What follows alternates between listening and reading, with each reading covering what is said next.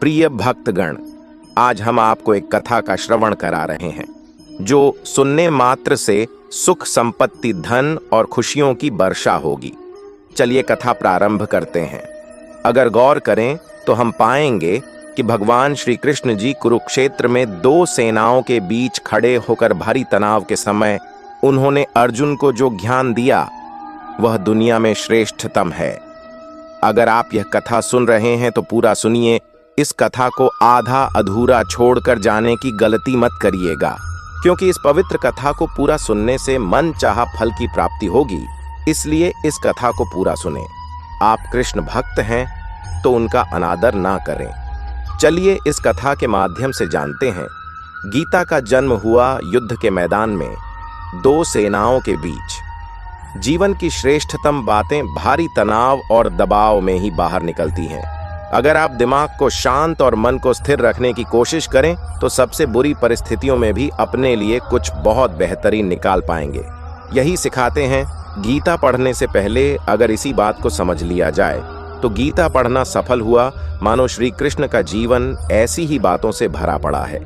जरूरत है नजरिए की। उनका जीवन आपके लिए माइथोलॉजी का एक हिस्सा मात्र भी हो सकता है और आपका पूरा जीवन बदल कर रख देने वाला ज्ञान भी। यह हमें तय करना है कि हम उनके जीवन से लेना क्या चाहते हैं। श्री कृष्ण मात्र कथाओं में पढ़े या सुने जाने वाले पात्र नहीं, वह चरित्र और व्यवहार में उतारे जाने वाले देव हैं।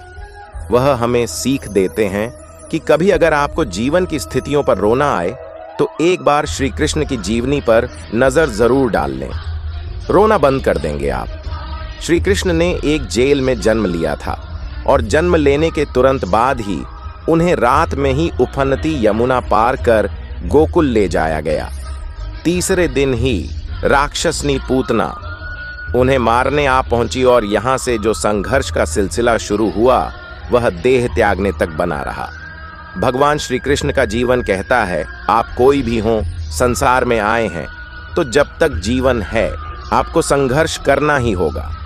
वे चाहे श्री कृष्ण हो या पुरुषोत्तम श्री राम, मानव अवतार लेकर परमात्मा भी सांसारिक चुनौतियों से बच नहीं पाए। लेकिन श्री कृष्ण ने कभी किसी बात की शिकायत नहीं की। हर परिस्थिति को जिया और जीता।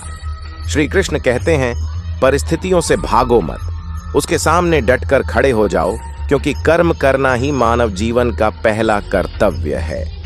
हम कर्मों से ही मुश्किलों को जीत सकते हैं। श्री कृष्ण ने अपनी शिक्षा मध्य प्रदेश के उज्जैन में सांदीपनी अर्षि के आश्रम में रहकर पूरी की थी।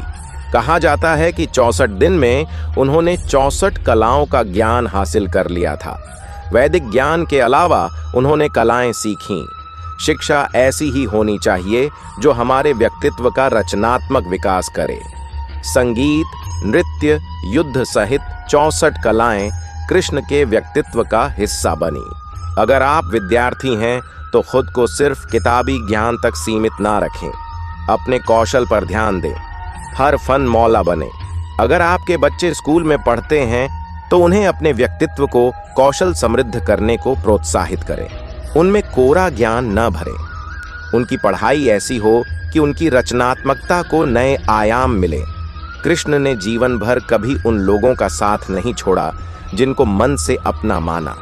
अर्जुन हो, सुदामा या फिर उद्धव, श्री कृष्ण ने जिसे अपना मान लिया उसका साथ जीवन भर दिया। रिश्तों के लिए उन्होंने कई लड़ाइयां लड़ी और रिश्तों से ही कई लड़ाइयां जीती। उनके जीवन का सीधा संदेश है, सांसारिक इंसान की सबसे बड़ी धरोहर रिश्ते ही हैं।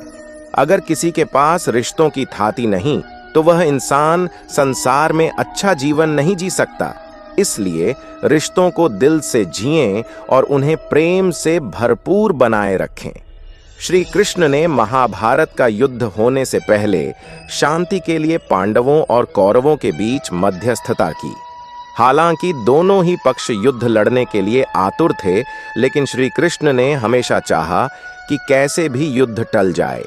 सबक यही है कि झगड़ों से कभी समस्याओं का समाधान नहीं होता। शांति के मार्ग पर चलकर ही हम समाज का रचनात्मक विकास कर सकते हैं। श्री कृष्ण ने समाज के लिए और मन के लिए शांति को ही सर्वोपरि कहा।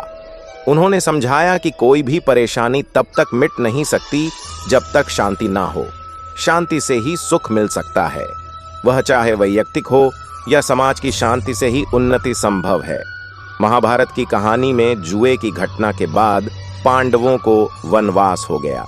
तब श्री कृष्ण ने दूरदृष्टि दिखाते हुए अर्जुन को समझाया कि यह समय जाया करने के लिए नहीं, बल्कि भविष्य के लिए तैयारी करने का है।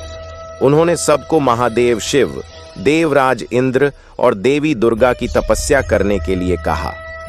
श्री कृष्ण जानते थे कि दुर्योधन को कितना भी समझाया जाए, वह पांडवों को कभी उनका राज्य नहीं लौटाएगा। तब अपना हक पाने के लिए शक्ति और सामर्थ्य की जरूरत होगी। कर्ण के कुंडल कवच पांडवों की जीत में आड़े आएंगे, यह भी वे जानते थे। उन्होंने हर चीज पर बहुत दूरगामी सोच रखी। कोई भी फैसला तात्कालिक आवेश में नहीं लिया, हर चीज के लिए आने वाली पीढ़ियों तक का सोचा। यही सोच राष्ट्र और समाज का निर्माण करती है। श्री कृष्ण को क्रोध दिलाने वाली, उन्हें अशांत करने वाली घटनाएं बार बार हुईं। शिशुपाल पांडवों के राजसूय यज्ञ में कृष्ण को अपशब्द पर अपशब्द कहता रहा। छोटा भाई था, लेकिन उसने मर्यादाएं तोड़ दी। पूरी सभा चकित थी, कुछ क्रोधित भी थे, लेकिन श्री कृष्ण शांत रहे, मुस्कुराते रहे। शांति दूत बनकर गए तो दुर्योधन ने खूब अपमान किया। कृष्ण शांत रहे। अगर हमारा दिमाग स्थिर है, मन शांत है, तभी हम सही फैसले ले पाते हैं। आवेश में हमेशा हादसे ही होते हैं। विपरीत परिस्थितियों में भी कभी विचलित नहीं होने का गुण कृष्ण से बेहतर और कौन सिखा सकता है। आशा करता हूं कि ये कथा आपको पसंद आई होगी। अच्छे भाग्य के लिए चैनल को सब्सक्राइब जरूर कर लेना। मिलते हैं अगली वीडियो में। बस अपना ख्याल रखिएगा। एक बार दिल से जय श्री कृष्णा दोस्तों।